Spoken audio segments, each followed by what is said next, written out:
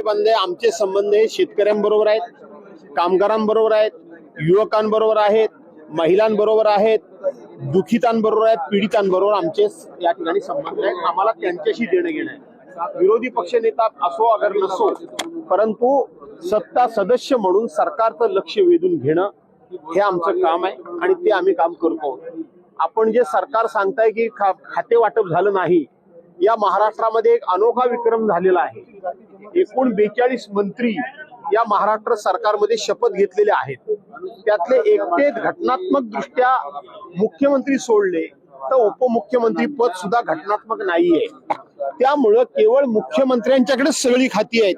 बाकी सगळे 41 मंत्री, दोन्ही उपमुख्यमंत्री आणि 39 मंत्री हे बिनखात्याचे मंत्री म्हणून या देशामध्ये या महाराष्ट्र सरकारचा खूप मोठा विक्रम ह्या नावावर नोंदला जाईल की 41 मंत्री बिनखात्याचे राहू शकतात, असा विक्रम या महाराष्ट्र सरकारच्या नावावर नोंदला जाईल हे मला सांगायचंय. काल उद्धव ठाकरेंची भेट झाली होती देवेंद्र फडणवीसांसोबत, त्याच्यावरून आता तर्कवितर्क लावले जात आहे.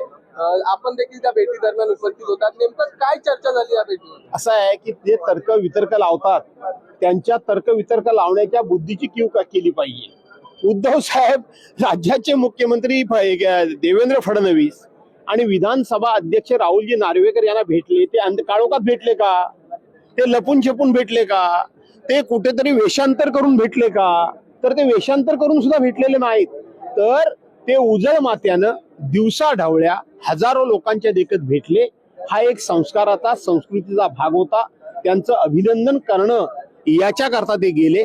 त्यामुळे कुठलाही राजकीय विषय झाला नाही, कारण मी बरोबर होतो. आंबेडकर विषयी अमित शहानी जे म्हटलेलं आहे कसं बघताय?